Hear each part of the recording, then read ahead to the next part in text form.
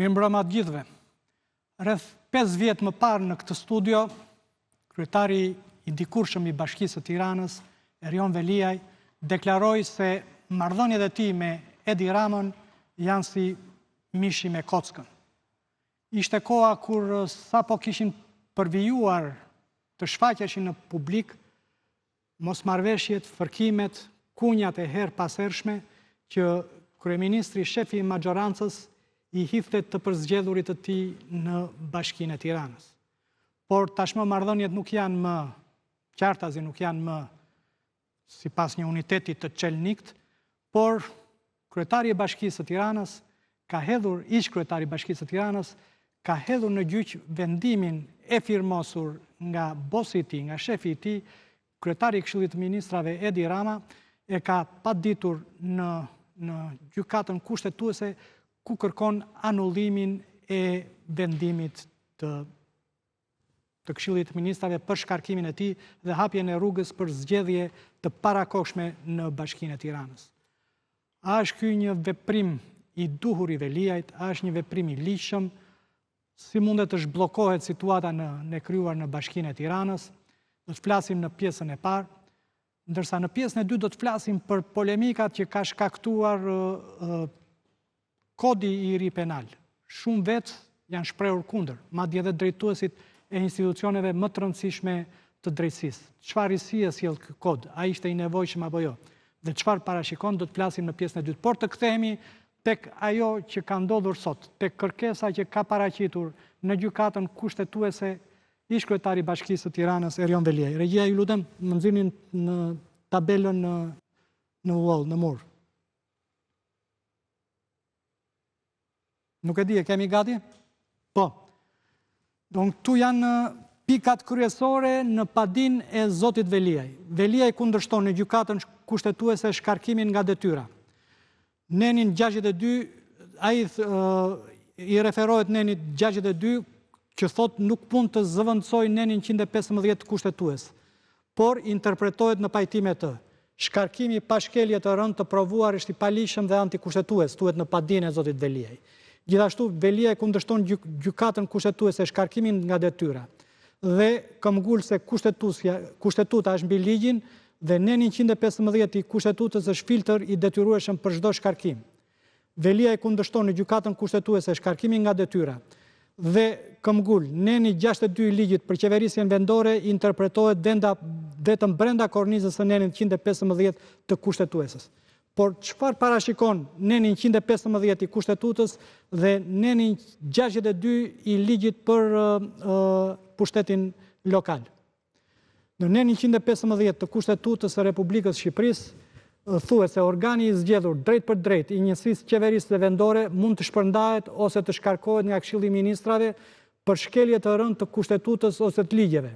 Organi i shpërndar ose i shkarkuar mund të ankohet në gjykatën kushtetuese brenda 15 ditëve. Dhe në këtë rast vendimi i Këshillit të Ministrave pezullohet. Në rastin e mos ushtrimit të së drejtës brenda 15 ditëve ose në rastin e lënies në fuqi të vendimit të Këshillit të Ministrave nga gjykata kushtetuese, Presidenti i Republikës cakton datën e zgjedhjeve në njësinë vendore përkatëse. Shikojmë dhe çfarë thot neni 62 i ligjit për vetë qeverisjen vendore. Kryetari Bashkisë shkarkohet me vendim të Këshillit të Ministrave në rastet kur kryen shkelje të rënda të kushtetues ose të ligjeve, dënohet për kryerjen e një vepre penale me vendim të formës së prerë nga gjykata, propozohet për shkarkim nga Këshilli Bashkiak për mos paraqitjen detyrë për një periudhë 3 mujore të pandërprerë. Po prezantoj me njëherë të ftuarit në studio, kam kënaqësinë që të kem për herë të parë në studio zonjën Joana Qeleshi, e përsa zgjedhur kryetare e shoqatës avokatëve penalistë, mirëmbrëma zonja Qeleshi. Bashkë me të janë 2 avokatë të tjerë, të juristë të njohur, Arber Hoxha dhe Redi Rama. Mirëmbrëma zotrinj, kënaqësi që kam në studio.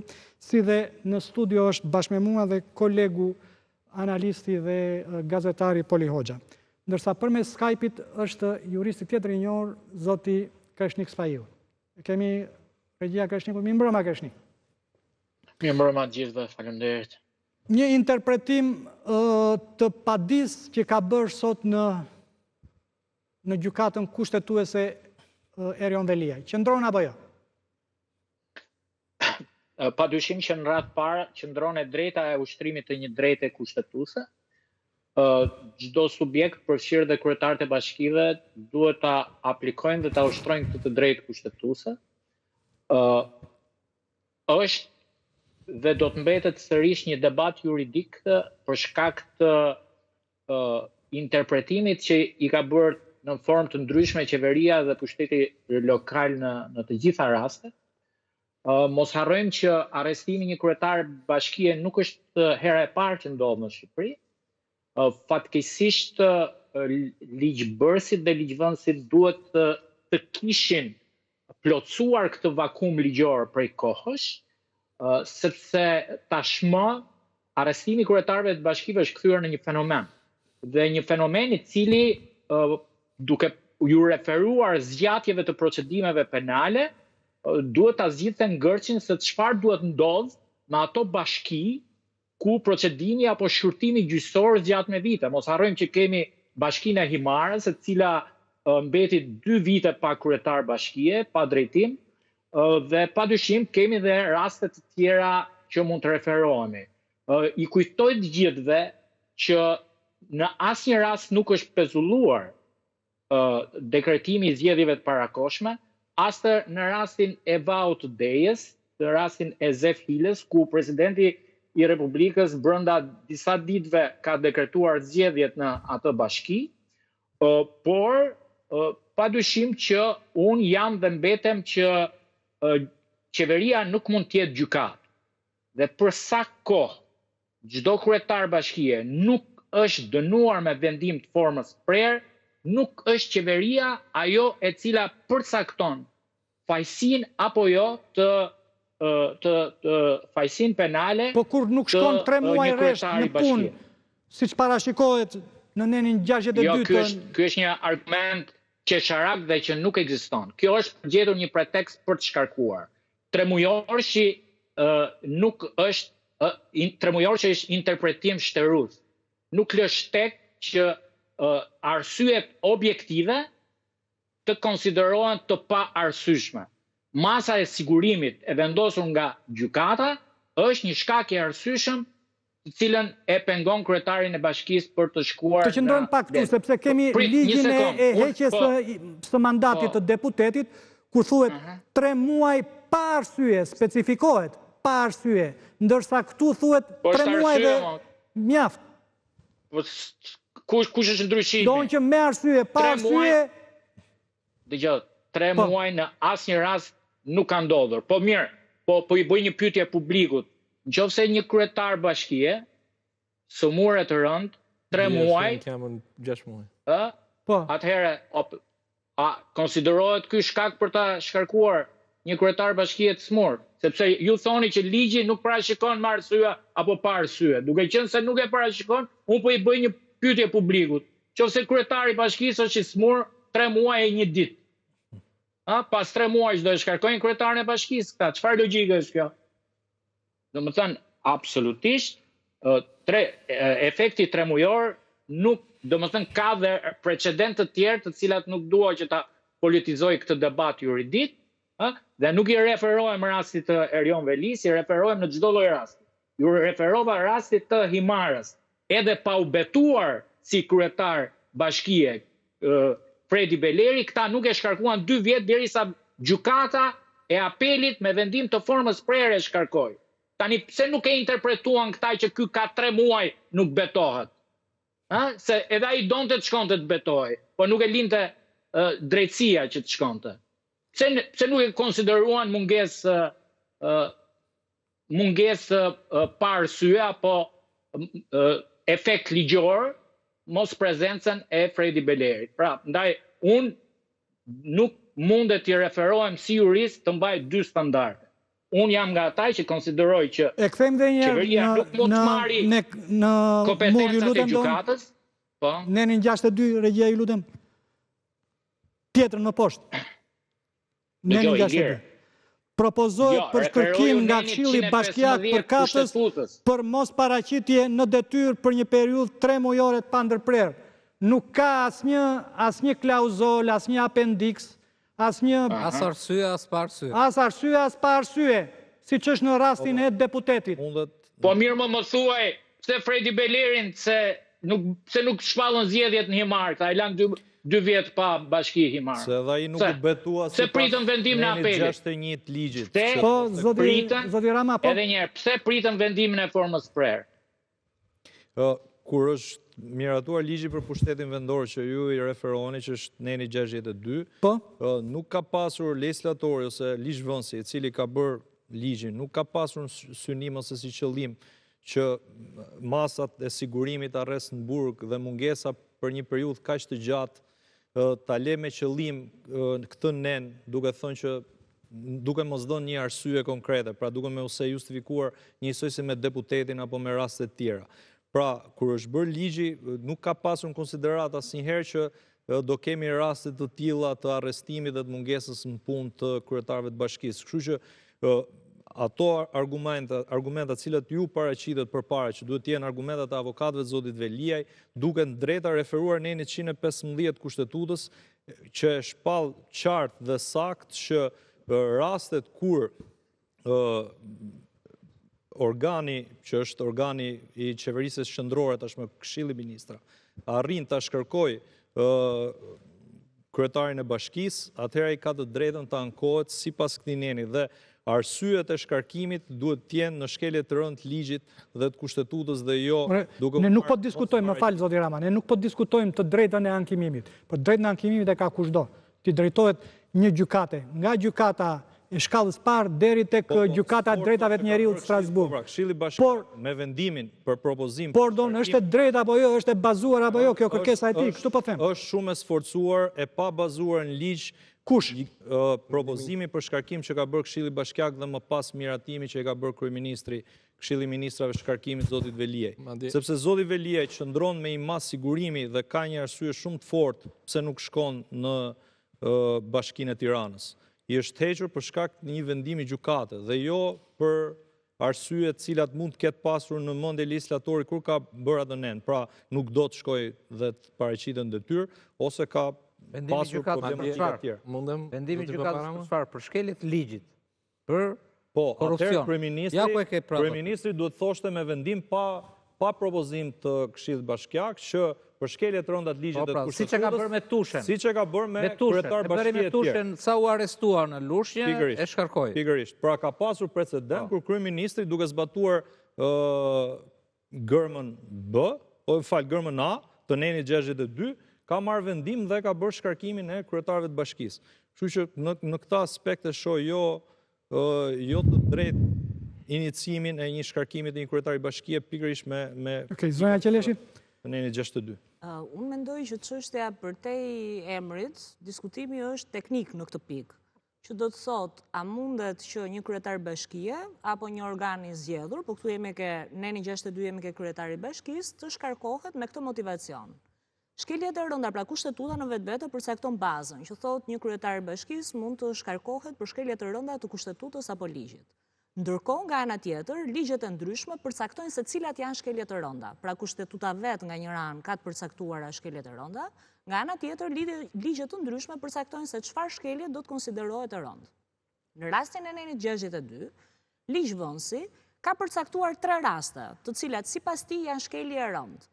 Gërmën A, unë mendoj që nga pikpamja teknikës legjislative neni 2 ka problematikat e tij, qoftë për faktin sepse do të ishte më i saktë nëse do thoshte konsiderohen shkelje të rënda në mënyrë shtaruese dhe formulimi është në këndvështrimin tim i pasakt.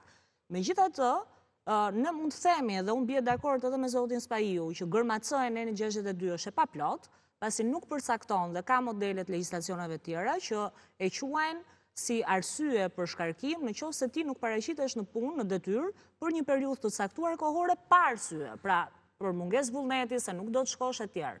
Në rastet kur mungesa është me arsye, atëherë nuk ndodhesh në këto raste.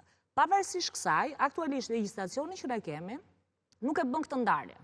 Ajo që përmendët dhe ju, ke rasti deputetit, kërkohet domosdoshmërisht mungesë në detyrë pa arsye. Ndërkohë që tek neni 62 gërmacën ne nuk e shohim këtë.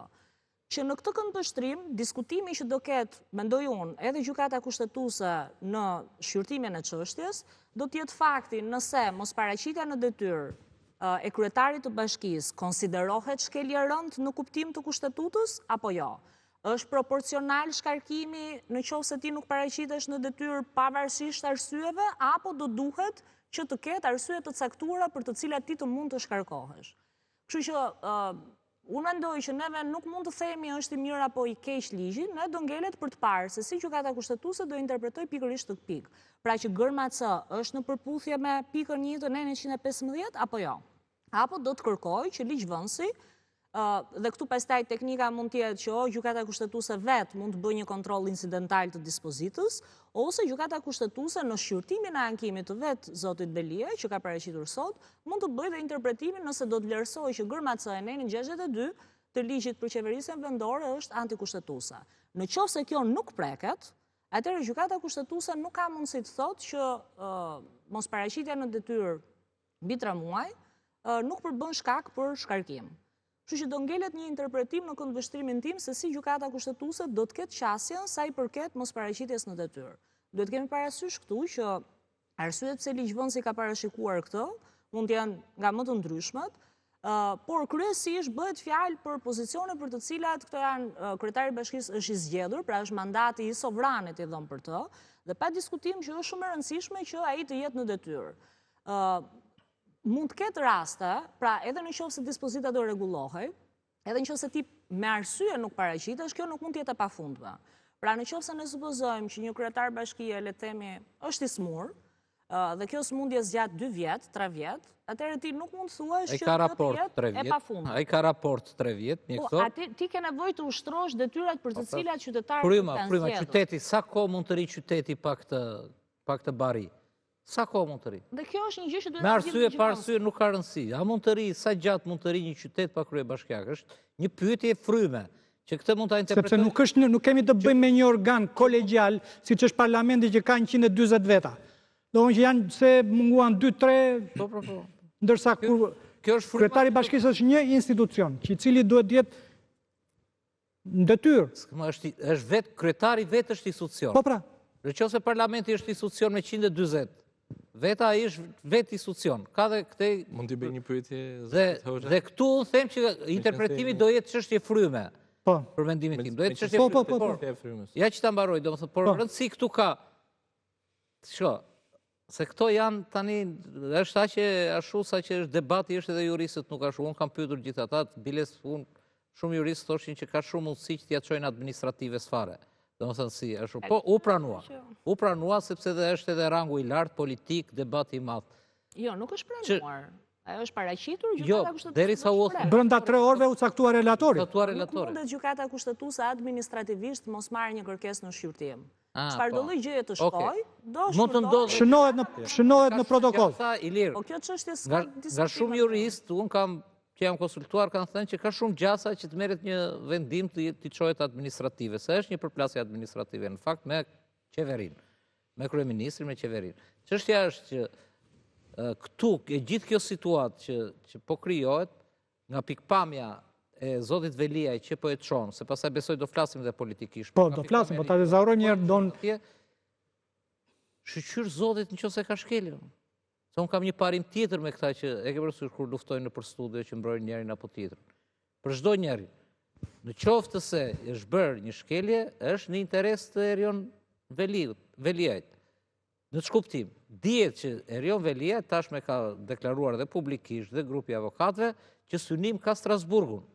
Dhe Strasburgu merret pikërisht me procedurat. Në qoftë se këtu është shkelur procedura e tjerë, domethënë atëherë ai ka një as në mend për mendimin tim.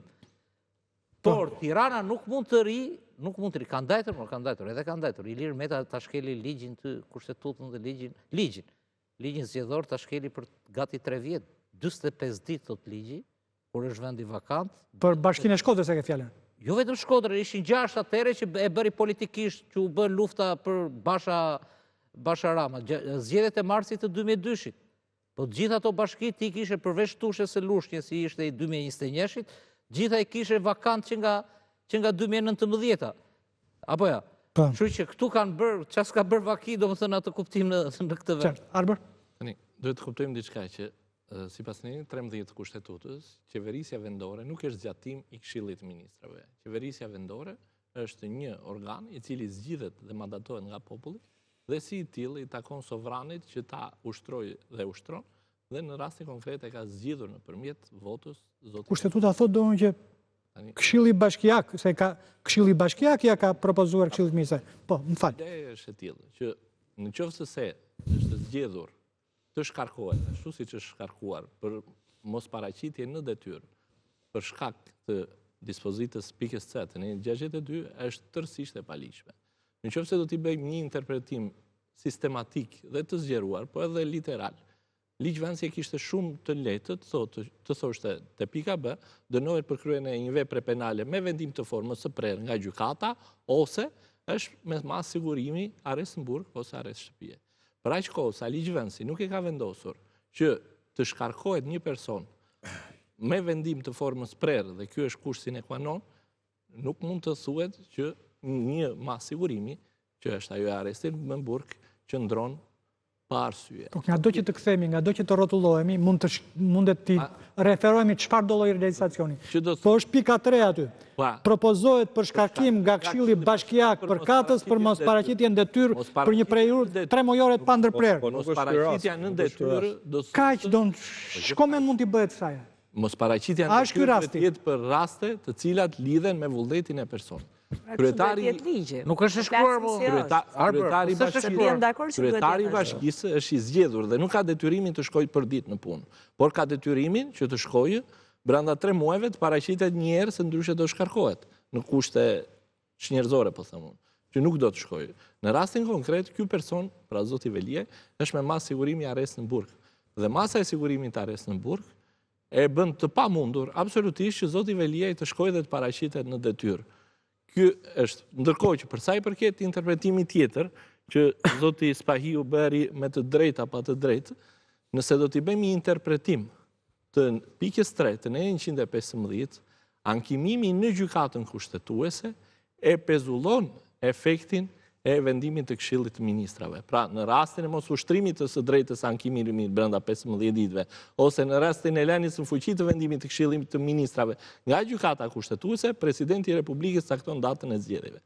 Pra, vetëm nëse gjykata kushtetuese do të rrëzojë ankimin e zotit Velie, ose në rast se zoti Velia i do të rriqen nga kërkesa, ose nuk do t'i bënte fare ankim, atëherë presidenti do të dekretonte datën e zgjedhjeve. Kreshnik, si zgjidhet ky ngërsh i krijuar dhe sa zgjat? Se nëse don gjykata kushtetuese dhe cilat janë precedentët, sa kohë mund të dojë gjykata kushtetuese për ta shqyrtuar, domos atëherë i bie domun që të vinë zgjedhjet për në janar. Normale. Po, tani do të them 3 gjëra shumë të shkurtra. E para, ligjvënësit duhet të mblidhen një herë që ta mbyllin këtë histori sepse mund të hapet një praktikë shumë negative në të ardhmen dhe ky është një precedent shumë negativ. Prandaj kërkohen ndryshime të shpejta në ligjin për pushtetin vendor, për njësitë e pushtetit vendor, me qëllim që të saktohen rastet e shkarkimit kur konsiderohet mungesë, nëse masa e arrestit shtëpiak apo arrestit me burg duhet parashikuar si mungesë apo si shkak për ta shkarkuar dhe për të shpallur zgjedhjet e parakohshme, sepse tashmë nuk kemi një kryetar, kemi 20 kryetar me procedime penale, e para. E dyta, që është shumë e rëndësishme, është që kjo praktikë mundet hapi një precedent shumë negativ, sepse nesër mund të ndodhi që Nesti Angoni të bëj një denoncim, duke u përdorur dhe nga pushteti, një denoncim ndaj kryetarëve të bashkive të opozitës. Ja fut Nesti Angoni një email për kryetarin e bashkisë Kavajës, se i duhet qeverisë Kavaja para zgjedhjeve dhe boll me një procedim, fillon procedimi tani me këto emailët, edhe i fut një shkarkim qeveria. Si do e trajtojnë kjo pala tjetër kur të ndodhi ky shkarkimi? Prandaj kjo histori duhet të mbyllet se mund të kalojë në një gjueti shtrigash. E treta, gjykata kushtetuese duhet ta konsiderojë këtë si një konflikt dhe antagonizëm mes pushtetit qendror dhe pushtetit lokal, për të dhënë një interpretim më të zgjeruar dhe për të mbyllur çdo lloj shtegu të keq përdorimit të pushtetit politik në të ardhmen apo marrjes kompetencave të gjykatës nga ana e pushtetit ekzekutiv. Se çfarë ndodh? Në interpretimin tim shtërus të kësaj dispozite, për çështjet penale ka një dispozitë, është paragrafi 2, thot me vendim të formës prerë nga gjykata. Tani del qeveria dhe thot shkarkohet ky për çështjen penale. Po s'ki shkarkon ti se për çështjen penale pritet vendimi i formës prerë. E katërta, gjykata kushtetuese në një moment krize që ka qenë në vitin 2019, nuk është pezulluar në atë periudhë kur Zef Ila është shkarkuar nga kryetar bashkie.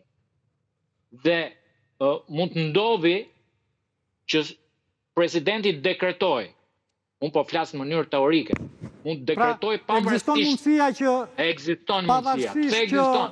Tani një sekond, pse ekziston? Po ndodh në gjykatën kushtetuese, presidenti dekreton datën e zgjedhjeve dhe thot ai, po ma solli KQZ do t'i dekretoj se s'ma ka sjellë akoma KQZ. Bravo, e tha Poli me një fjalë. Një sekond, vetëm ta mbaroj. Konflikt me gjykatën ta mbaroj me një fjalë. Ta mbaroj me një fjalë. Pra, mund të ekzistojë që nëse Komisioni Qendror i Zgjedhjeve t'ia dërgojë presidentit, presidenti deri në sot nuk ka asnjë praktik kushtetuese apo ligjore që të jetë pezulluar zgjedhjet e parakohshme në një rast të ngjashëm. Kemi disa raste shkarkimesh kryetar bashkie, por në asnjë rast nuk është pezulluar. Unë po them çka ndodhur, jo çfarë duhet ndodh. Por dhe në prizmën e këtij precedenti, mund ndodh që presidenti ti dekretoj, mund të ndodh. Ajo çfarë duhet të bëhet është gjykata kushtetuese. Nuk mund t'i nënshtrohet një shqyrtimi gjyqëtor, një gjykimi në afatet normale. Pra, në afatet 2 mujore, siç e ka një afat 2 mujor për ta marrë ajo dhoma këshillimit që të relatoj dhe të vendoset kalon apo jo për gjykim. Këtu është çështje emergjente dhe gjykatës mund t'i mjaftoj dhe një javë për të marrë një vendim, ata 3 gjyqtarët që do e kenë, do e kalojnë për gjykim, apo jo që sipas gjithë gjasave është një çështje që duhet kaloj për gjykim, me qëllim që gjykata kushtetuese të shprehet me vendim përfundimtar. Pra, mbetet në dorën e gjykatës, duke i dhënë prioritet, po i japim, le të themi, unë mendoj që brenda një muaji do të ishte më se e mjaftueshme që gjykata, nëse e konsideron si një praktik në fakt brenda 3 orëve caktoi relatorin gjykata kushtetuese. Po. Dhe mirë ka bërë, pavarësisht nuk i hyn atyre paragjykimeve. Mund të filloj media, ka pasur paragjykime, pse i rak kësaj gjyqtare, etj. Unë jam nga ata që besoj tek gjykata kushtetuese dhe mendoj që gjykata kushtetuese do t'i japi precedencë për shkak të interesit të lartë të publikut për këtë çështje dhe fundja zgjatja 30 ditë zgjedhjeve nuk humbet asgjë. Dhe duhet prevaloj interesi dhe respektimi të drejtave kushtetuese në këtë rast dhe në momentin kur kemi dispozitën dhe parimet e nenit 115 të kushtetutës, të cilat bien ndesh me referencën ligjore të ligjit për organizimin e pushtetit lokal, mendoj që gjykata kushtetuese mund ta zgjidhë këtë ngërç politik dhe debat mediatik që kanë gjallë. Mund ta dekretoj presidenti? Ka precedent? Dekretoj pa pritur vendimin e gjykatës kushtetuese. Kushtetuta e ka të qartë veprimet që duhet bëj presidenti dhe presidenti nuk duhet ta bëj këtë derisa gjykata kushtetuese të shprehet. Unë bashkohem me mendimin që gjykata kushtetuese, siç ka treguar që me trajtimin e shpejtë dhe shortimin e rastit, mendoj që do ta shqyrtoj brenda një kohe të shkurtër, duke garantuar, duke pasur parasysh dhe rëndësinë e rastit dhe garantimin e një vendimarrje lidhur me precedentin, sepse ky do të jetë një precedent lidhur me këtë rast të dispozitës, ka pasur raste tjera kur kryetar bashkie, kryetar komunash janë shkarkuar, por asnjëherë kjo është hera parë që aplikohet gërmatësia e nenit 62. Kështu që unë mendoj që gjykata kushtetuese do ta shqyrtojë shpejt këtë dhe nuk do të jetë nevoja që të ketë ndonjë nxitim apo ndonjë dalje jashtë kornizave kushtetuese sa i përket sjelljes së presidentit të Republikës. A mund të ndodhë kjo? Ne po themi çfarë parashikon kushtetuta. Kushtetuta thotë që në këtë rast pezullohet shkarkimi Dhe derisa gjykata kushtetuese të shprehet, do duhet që të pritet vendimi. Po sa zgjat do? Procedurat e tjera sa kanë zgjatë? Qa ju vinë nga të zgjedhurit, nga parlamenti e kanë rregulloren e brendshme. Si rregull, një çështje në gjykatën kushtetuese duhet shqyrtohet në fazën e parë brenda 2 muajsh, por në këtë rast, kjo është një nga ato raste që ka nevojë për një vendimarrje të shpejtë, referuar edhe afateve që parashikon kushtetuta sa i përket pjesës tjetër të procedurave. Kështu që unë mendoj që gjykata kushtetuese do ketë një shqyrtim të shpejtë të rastit dhe nuk besoj që do ketë vonesa. Dhe kjo është në sjellje normale të gjykatës kushtetuese. Pra, ka një prioritet, flitet për një konflikt mes pushtetit vendor dhe pushtetit qendror që duhet ketë një zgjidhje, pavarësisht se cili do të jetë interpretimi i gjykatës. Jemi para një rasti që gjykata kushtetuese, besoj bijmë gjithë dakord, duhet të interpretojë ato boshllëqe, ato nene të cilat nuk përputhen midis ligjit për pushtetin vendor dhe Kushtetutës së Republikës së Shqipërisë. Presidenti i Republikës së Shqipërisë është garanti kushtetutës sipas Presidenti apo gjykata kushtetuese? Po, gjykata kushtetuese, po dhe presidenti bën balancimin e gjithë pushteteve. Gjykata kushtetuese është garanti dhe presidenti ka të gjitha mekanizmat duke përfshirë pushtetin ekzekutiv, pushtetin legjislativ dhe pushtetin gjyqësor. Çfarë ndodh nëse presidenti del kundër një organi kushtetues apo hapur kundër kushtetutës, atëherë tu nuk flasim më pastaj për ligje, për kushtetutë, për rregulla. Presidenti i Republikës duhet zbatoj ato nene të cilat vinë drejt për drejt dhe lidhen me caktimin e datës zgjedhjeve pasi të përfundojë ankimi i të zgjedhurit vendor. Dhe është detyrim kushtetues. A mundet ta kalojë gjykata kushtetuese në gjykatën administrative? E tham disa herë, pothuajse gjithë, është konflikt kushtetues, nuk është konflikt që mund ta zgjidhë gjykata administrative. Se po flasim për shkarkim të Këshillit Ministrave dhe nuk po flasim për pjesë të veçanta të ligjit cilat mund të atakohen nga pushteti vendor në gjykatën administrative. Tu flasim për kompetenca midis pushtetit vendor dhe pushtetit qendror që u tha. Tashmë, pavarësisht shpejt apo vonë në këndvështrimin tim, gjykata kushtetuese duhet ta interpretojë sepse është një rast i veçantë. Nuk ka ndodhur ndonjëherë shkarkim në këtë formë pa me propozim të Këshillit Bashkiak për nenin 62 gërmat së e ligjit dhe pastaj me miratimin e Këshillit Ministrave. Dhe tashmë për ta zgjidhur një herë mirë dhe për të dhënë dhe interpretimin, sepse kemi pasur shumë raste, e tha Kreshniku më herët, të ndalimeve të kryetarëve të bashkisë, duke ruajtur dhe atyre drejtave dhe garancitë kushtetuese, gjykata kushtetuese duhet t'japi mendim përfundimtar në interpretim të gjithë trupës. Për mendimin tim, nëse një zgjidhje që mund të kishte që në fillim kjo çështje ishte që çdo kryetar bashkie, pavarësisht rastit, pra sot po flasim për Tiranën, nëse kanë masa sigurimi arrest në burg dhe kjo masë shndron paktën deri në gjykatën e apelit, duhet t'japin dorëheqjen për të zgjidhur këtë situatë dhe për të ardhur aty ku thot Poli që interesi shumë qytetarëve. Po interesi gjithë qytetarëve, interesi një bashkie morale pastaj individuale. Në botë kjo është individuale, morale, ligjore. Po dy jepet dorëheqja. Dhe ti ke një përgjegjësi para çdo kryetar bashkie ose çdo i zgjedhur deputet e tjerë që ka marrë një mandat nga qytetarët, ka i përgjegjësi te qytetarët si fillim. Dhe nëse ti vazhdon dhe nga burgu pretendon se je kryetar bashkia apo çfarë do lloj kryetari tjetër, atëherë këtu pastaj futemi në këto ngërçe kushtetuese që duhet të zgjidhë gjykata kushtetuese. Arber. Unë besoj që garancia që i jepet një të zgjedhuri vendor nga pushteti i tretë që është pushteti gjyqësor, janë pikërisht të garanci procedurale. Nuk mund të flasim vetëm për zotin Veliaj, por ka edhe raste të tjera të kryebashkiakëve të tjerë, jo vetëm të Shqipërisë, por është kryetari i bashkisë i Istanbulit, i cili është arrestuar me drejt apo pa drejt, është çështje tjetër, por pikërisht të garanci ligjore dhe kushtetuese ja jep pikërisht për të siguruar pushtetin e pavarur dhe autonom të qeverisjes vendore. Unë besoj që gjykata kushtetuese tani më është një lajm i mirë për gjithë rrethin e jurizëve dhe është një gur prove për gjykatën kushtetuese. Nëse gjykata kushtetuese do të ngrihet në lartësinë e situatës, unë besoj që zoti Veliaj do të dalë i fituar dhe kërkesë ankimi i tij do të pranohet. Unë besoj që i ka gjitha shanset ligjore për të pranuar si ankim. Unë besoj që jo vetëm kjo është çështja ime e brendshme, por zoti Veliaj dhe mund të krijohet një precedent i rrezikshëm. Dhe janë 4 precedente të rrezikshëm që mund të krijojnë mbi rastin e zotit Veliaj. Cilat janë këto precedente? Së pari e preku zoti Spahiu që kemi të bëjmë me një kallëzim i cili vjen nga një person anonim, nga një person... Mirë, garancia nuk është Këshilli Bashkiak, se Këshilli Bashkiak do ne kontrollon kryetari i bashkisë.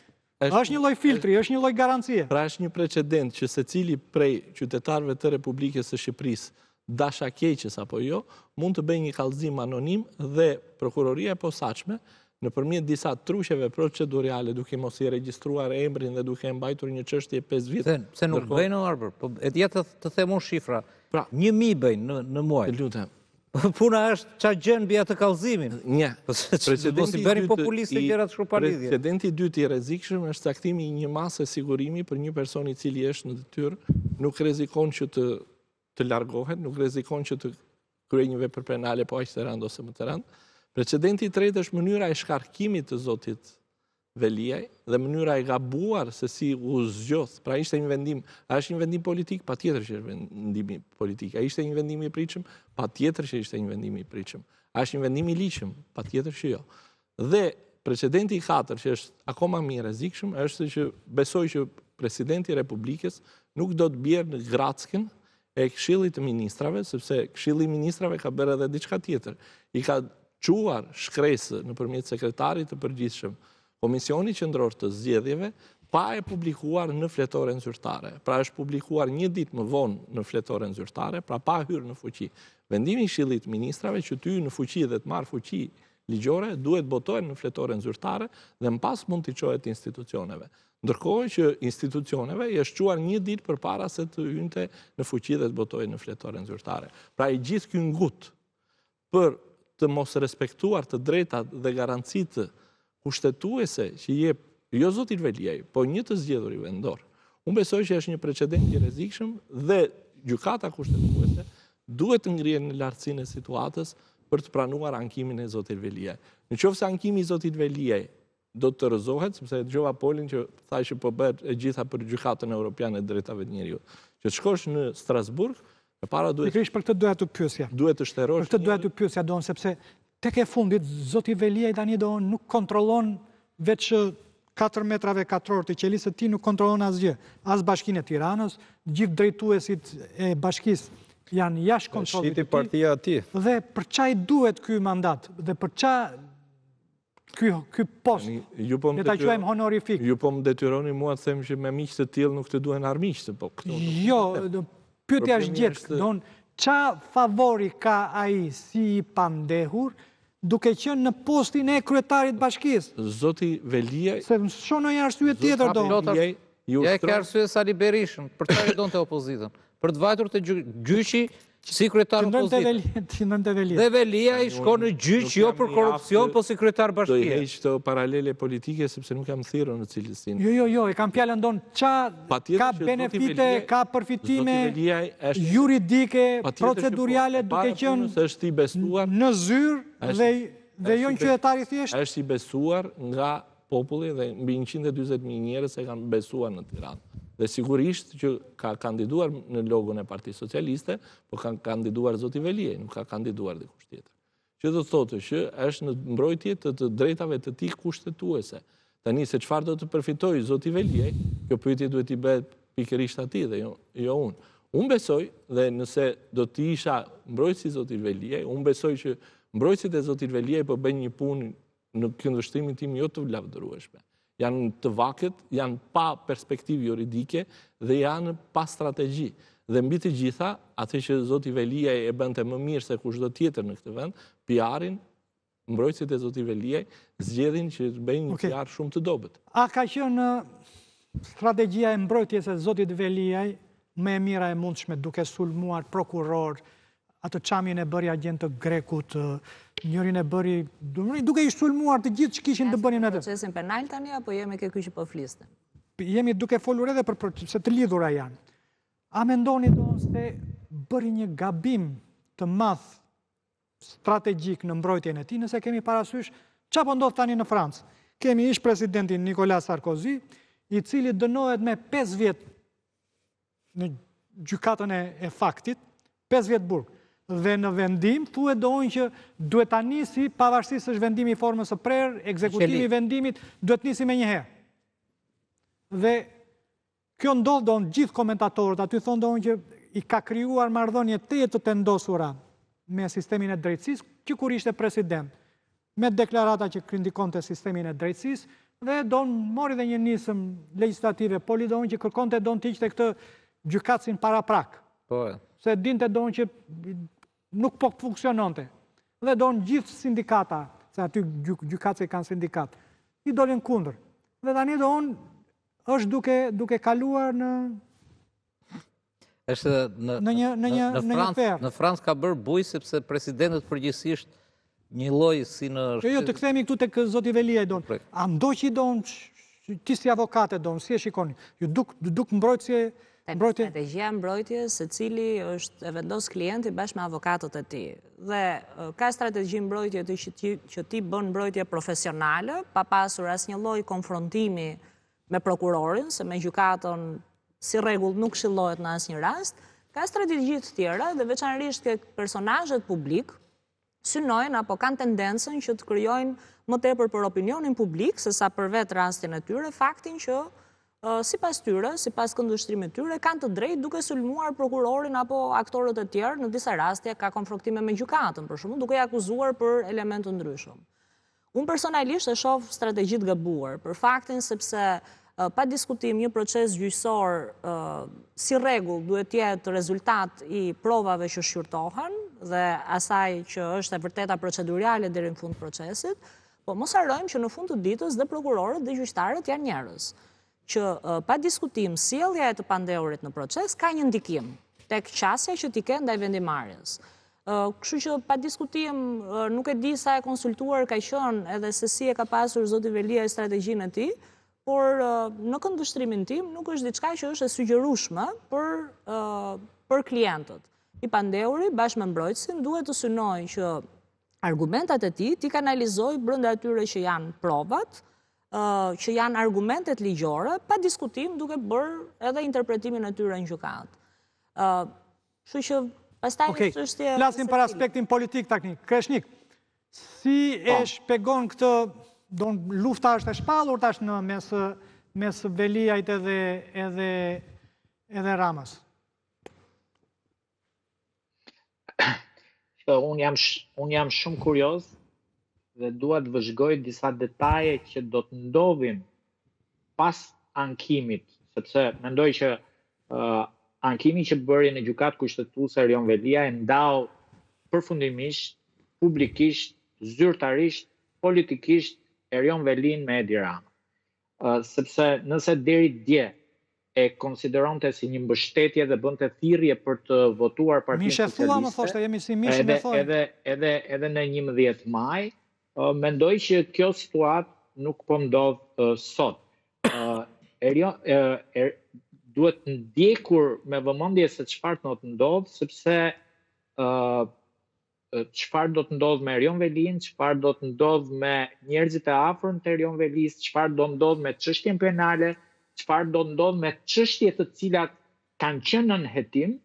Jam shumë kurioz të shikoj nëse do të rëndohet pozita procedurale e Erion Velis pas kësaj lufte politike apo jo, sepse kjo na bën të kuptojmë shumë, qoftë politikisht, qoftë juridikisht, qoftë për varësinë, qoftë dhe për pavarësinë e institucioneve. Çfarë mund të rëndohet më në qeli? Në qeli është telefonin si a lën më, ankohet që të pozicionojnë të drejtat si Burgosu. Flas për çështjen penale. Me të drejtë, zonja Qeleshi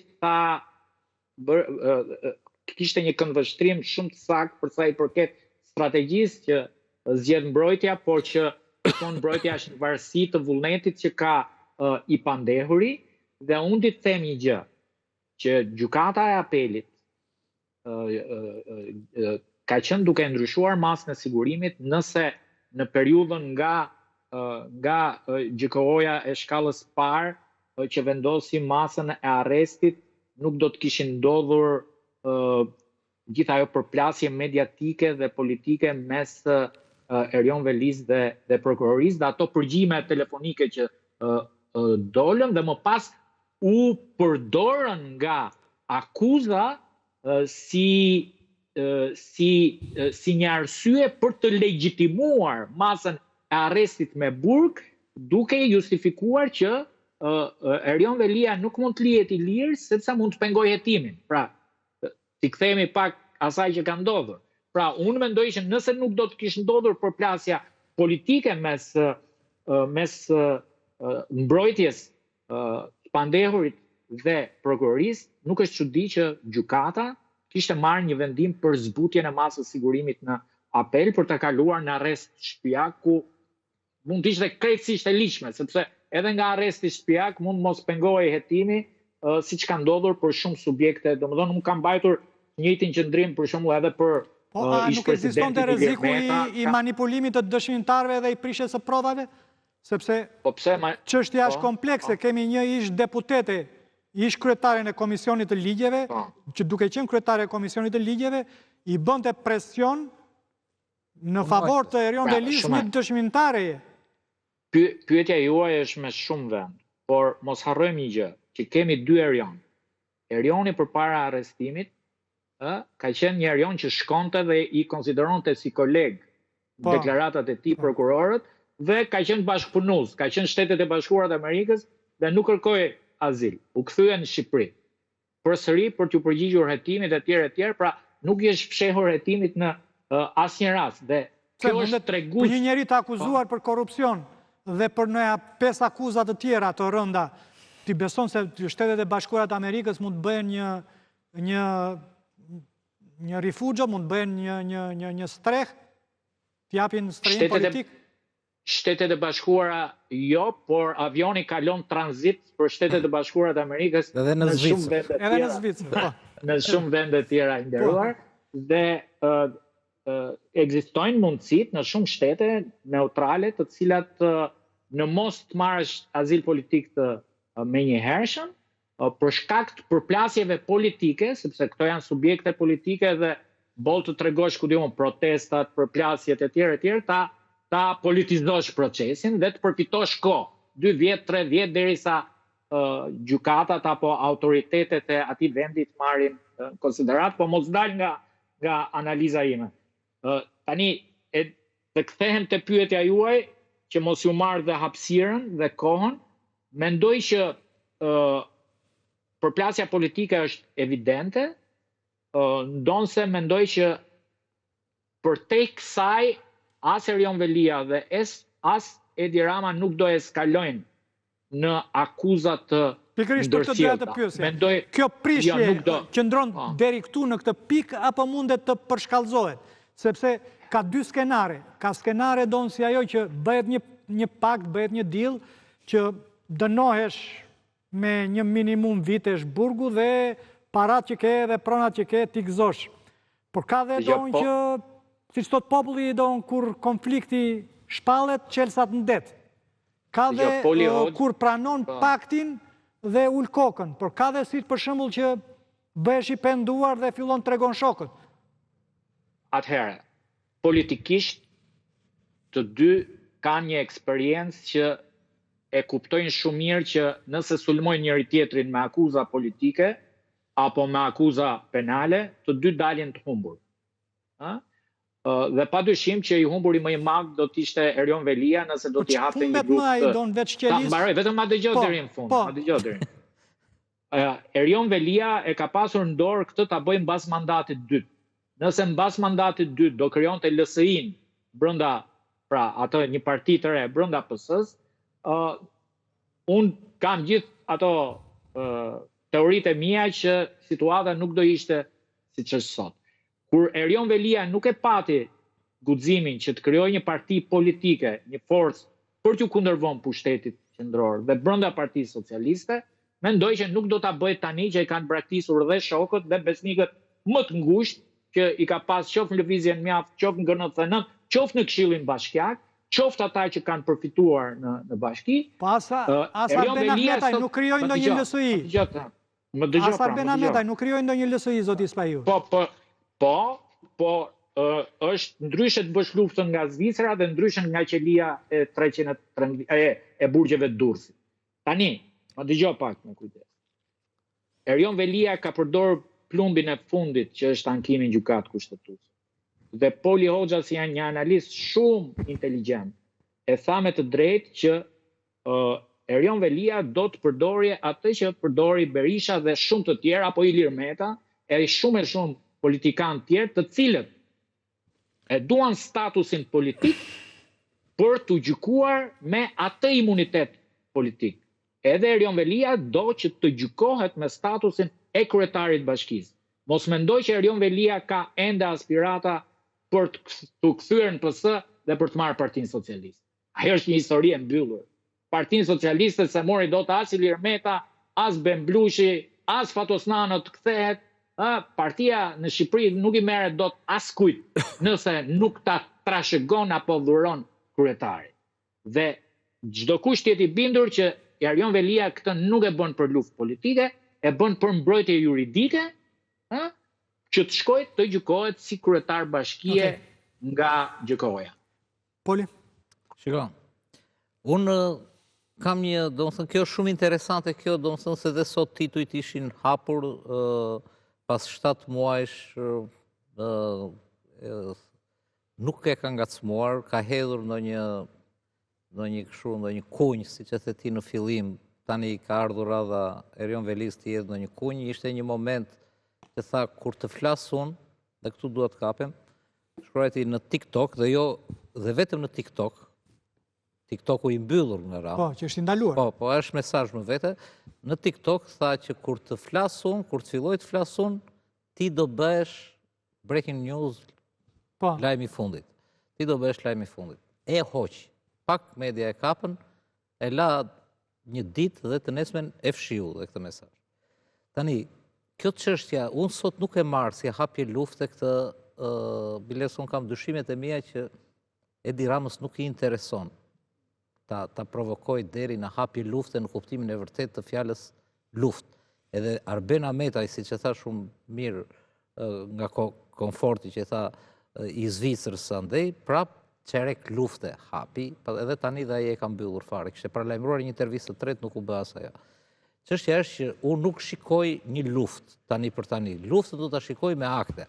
Pse? Ne dim kaq gjë, domethënë që unë kam frikë që në qoftë se gjykata kushtetuese, në qoftë se Edi Rama nuk do bënte këtë që bëri. Se një vit e gjysmë është, bashkinë e kishte aty, jo po gjoja pa kryetar. Tash ne e dim shumë mirë, ai u bë kryetar vet. Ai është bërë kryetar vet. Apo vinte atje, tha ja, unë mori në drejtimin, po donte mbante vet bashkinë me një telefon 100 metra e ka, vinte 5 njerëz besuar aty, i kontrollonte, ngarkonte një grup pune, janë pallavra.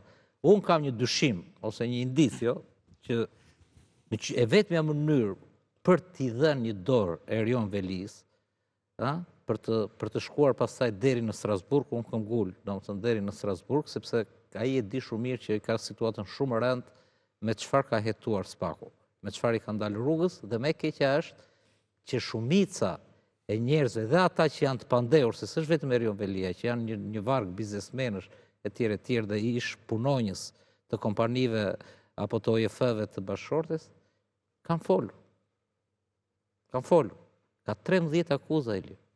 13 akuza. Sikur këta janë juristë dhe din sikur minimumin, sikur vllajin të kesh gjyqtar, e ke parasysh? Një akuzë është me 6 episode, po ka shumë akuza. Po, tani, është në situatën juridike ka shumë të vështirë. E vetmja shpresë ti e tjerë, është rruga drejt Strasburgut. Dhe rrugën drejt Strasburgut ja hapte gjykata kushtetuese. Kush ja hapi gjykatën kushtetuese?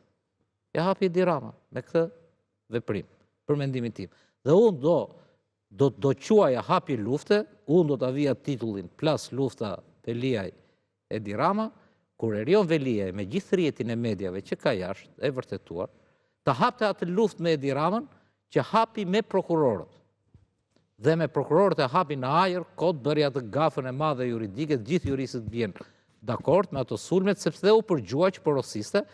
Çështja është që të hap luftë dhe le ta filloj nga pak, të hap kutinë e vet Pandorës, unë e kam thënë në këtë emision që në fillim ai zotron kutinë e Pandorës, sepse Tirana është ekzekutimi si të hapi luftën në media. Ka më salqiqe për t'u dhënë, Poli, nuk ka më salqiqe. 12 vjeçar. Nuk ka më salqiqe për t'u dhënë, indulgjenca nuk ka. Si të hapi këtë luftë? Si të hapi këtë luftë? Të më dërgoj mua me një mesazh që në datën kaq, në orën kaq më ka ardhur X në emër të Edi Ramës e ja botoj unë. Të fillojmë të ngacmoj, të fillojmë të flas. Se folja pasaj përfundimtare është bashkëpunim me drejtësinë, që është rruga e cila atë për mua i shlyen mëkatet e tij, një, i rikthen fytyrën, i rikthen dinjitetin pavarësisht nga asaj që do bëj bashkëpunimi, i heq Shqipërisë një të keqe të madhe siç është korrupsioni i ekzekutuar në Tiranë dhe i lidhur shumë me krimin e organizuar dhe në këtë pikpamje, por kjo pastaj ka anën tjetër. Kjo ka anën tjetër, a e ka atë guxim, atë burëri për ta bërë këtë dhe a është garancia sepse ne çfarë s'po dëgjojmë. Ka indicio që këta jo indicio, po unë e kam verifikuar dhe në teren, që ka indicio që këta po kërcënojnë njëri tjetrin, po e që Erion Velin, që po kërcënojnë njëri tjetrin në kupolën e Partisë Socialiste. Jo vetë direkt, se nuk guxon njëri një ministër të kërcënojë Edi Ramën, por ministrat nuk janë të vetes Baba Rama. Kujt janë? Janë shumë nga ministrat që kanë buxhete të mëdhenj, janë biznes. Janë të grupeve të caktuara të cilët ja din vlerën qenies atje në këtë pozicion dhe këtij biznesi dhe nuk e lëshojnë. Dhe ata i japin porosi kryeministrit, mos ma prek Polin. Se po prek biznesin tim, nuk i intereson emri i Polit apo X-it. I intereson biznesi që duhet të vazhdoj. Dhe kjo situatë është, dhe këtu janë në dieni edhe ambasadat e tjerë. Dhe i disave ju janë shtuar edhe mbrojtja. Çështja është që në gjithë të lloj situate, Erion Veliaj do vazhdoj dhe do ndjek një rutinë dhe gjykatë procedura Strasburgu e tjerë, apo do hap luftë. Fjala luftë është pallavër për mua tani për tani. Sepse nuk kia ndjen fare Edi Ramës, biles Edi Rama humbjet, është e vërtet politikisht, se nuk jemi këtu në Francë, nuk jemi as në Danimark, që të dalim neve të nesme dhe të themi, nëse gjykata kushtetuese i jep të drejtë Erion Velin shkarkimi i jashtëligjshëm, edhe themi ne s'ka turp Edi Rama, shkeli kushtetutën, mori qeverinë. As janë ndjen fare se s'ka patur turp kur i kanë kapur bashkëpunëtorët në të ngushtë, zvendësin e tjerë. Përkundrazi i merr dhe i kthen në fitore dhe thot, po, ne gabojmë, e ke parasysh, ne gabuam, për gjykata kushtetuese, ja ne respektojmë vendimin e gjykatës kushtetuese. Beson që gjykata kushtetuese do japi vendim kundër Edi Ramës? Kushtetutja i jep, tek e larta, dëgjoj, po të ishte çështje tek larta, do filloja të mendosha. Kushtetutja, dëgjoj, unë kam besim te kushtetutja. Pse? Dëgjoj, relatoria më që i ka. Po thuaj një vendim që. Dëgjoj, relatoria që i ka rënë. Është një vendim që i ka dalë kundër presidentit Meta, relatoria, zonja. Po një është ajo, një. Po dakord. Po relatoria, po janë kur ngrihet dora aty. Janë 9 veta, sa janë ato? Dëgjoj një sekondë. Nuk është gjykata, shko, ka pjesë shumë të mëdha të sistemit të drejtësisë, Baba Rama, që duart e Edi Ramës janë të gjata. Te gjykata kushtetuese nuk janë dhaj të gjata. Ti duhet të dish një histori dhe po e them, u bë një luftë e madhe për gjykatën kushtetuese, u desh ndërhyrja e amerikanëve nëpërmjet SPAK-ut për çështjen e Sky Encrochatit. U hodhën dhe shumë para e tjerë. Po, jam di. Dhe po ti ishte se kishte ndikim Edi Rama, se ore pëllum gjoka, nuk fliste me Sali Berishën, as me mua. Fliste me Edi Ramën, ditë për ditë.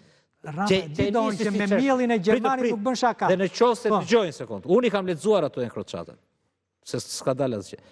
Dhe në qoftë hapen ato, dhe në qoftë se vazhdojnë hetimet, se çfarë ka bërë? Si ke lexuar thotë? Edhe Qyno i kishte lexuar, po. Se çfarë kanë bërë, po mirë më Qyno ai publikoi, është tjetër gjë. Çfarë kanë bërë në zgjedhjet e 2021-shit, ata njerëz për këtë qeveri, aty del hapur. Kështu që mos mendo ti se Edi Rama për çështje shumë të forta ka ndikim tek gjykata kushtetuese dhe në fakt gjykata kushtetuese nuk ka treguar në një çedim kushtetuar si gjykatat e tjera. Për mendimin tim këta janë juristë. Por nuk ka bërë veprime një koment nga tre juristët.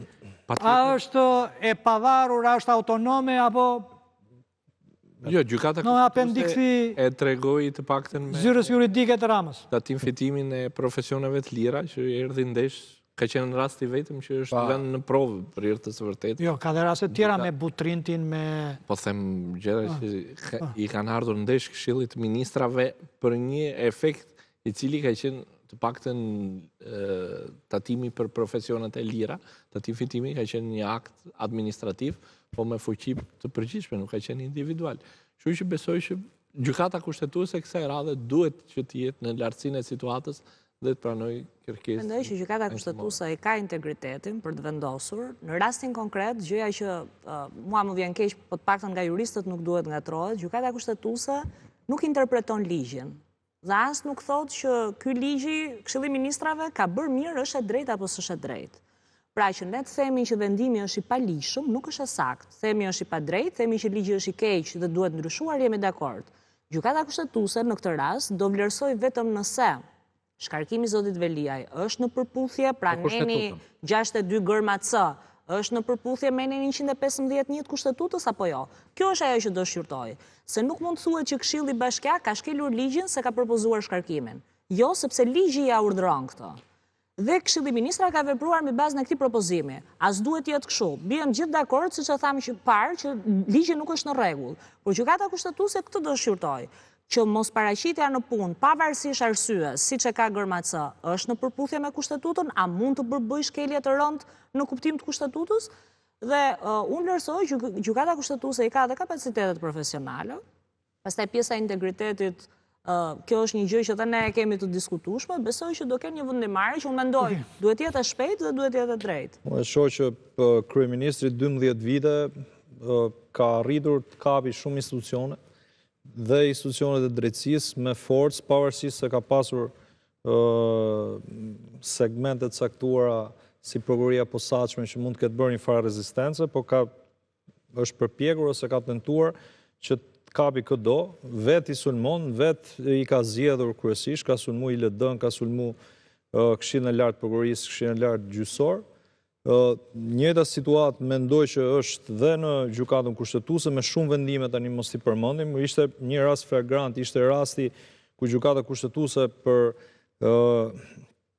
pjesën e ndërtimeve pa leje në Tiranë, që bëri shumë bujë një vendim i Këshillit të Ministrave i cili shkoi në gjykatën kushtetuese që nuk e konsideronte ndërtimin si fakt penal që parashikonte vetë kodi penal, por mund të rikuperonte ai personi ndërtues në mënyrë të palishme duke paguar çmimin e referencës, një gjë krejt qesharake e cila edhe pse shkoi si shkelje kushtetutës në këtë gjykatë, nuk arriti të merrte një vendim që duhet ishte në favor qytetarit në këndvështrimin tim, po dhe shumë raste tjera që lidhen me pretendimet opozitës apo me kërkesat opozitës, që gjithmonë janë rrëzuar në mënyrë kategorike. Rastin e zonjës Gjaçka më donësh. Ose rasti 3 vjet ja me disa çështje procedurale pa marrë një vendim themel, nuk arriti e futi vetë dhe gjykata kushtetuese në një hulli duke bashkëpunuar me Kuvendin e Shqipërisë për mos pasur një vendim përfundimtar.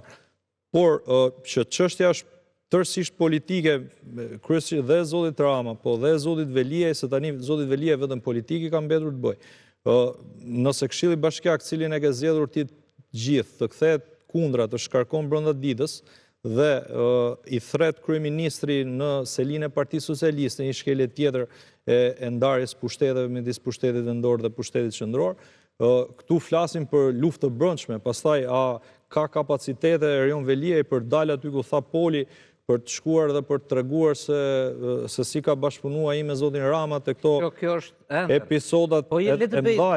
Redi, le të bëj një luftë tjetër, shkak. Kjo lufta që ka bërë sot, që ka hapur sot. Zoti Rama nuk e mbron dot me kleçka duke që t'i japi mundësinë Strasburg. Mund ta mbronte në forma tjera që në orën 9 të mëngjesit, ditën e parë që u dha masa sigurimit, zoti Rama doli me sulm shumë të fortë ndaj Spakut. Dhe u tërhoq mbas Ora u fshi dhe videot e mitingut. Pikërisht. Po nga erdhi mesazhi? Erdhi andej, nga kush u tret? Nuk e di, por kryeministri e shfrytëzon gjithë situatën për interesa politik. Mendoj që dhe zoti Veliaj është viktim politike. Ai ka interesa të tjera tani për ta marrë Tiranën. Nuk është çështja se mund ta lejonte një vit e pak kryetar. Ai ka interesa më të mëdha ekonomike, interesa ekonomike, interesa për të ndikuar apo për të rritur apo të maksimalizuar dhe politikisht votën në qytetin e Tiranës me një kandidat siç është Gerda Manesiliu Rama.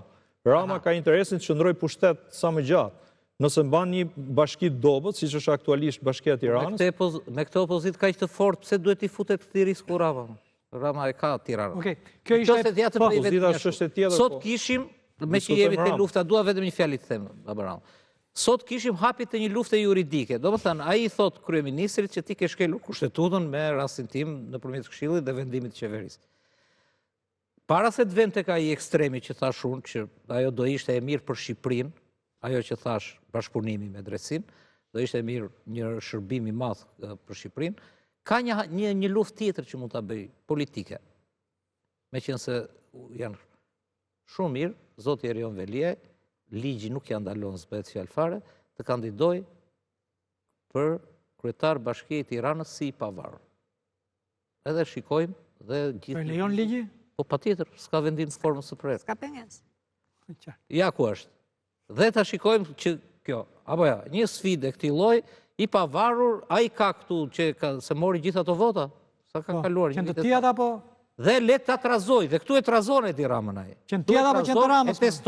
E teston Tiranën, PS-n e Tiranës e tjerë e tjerë. E qartë.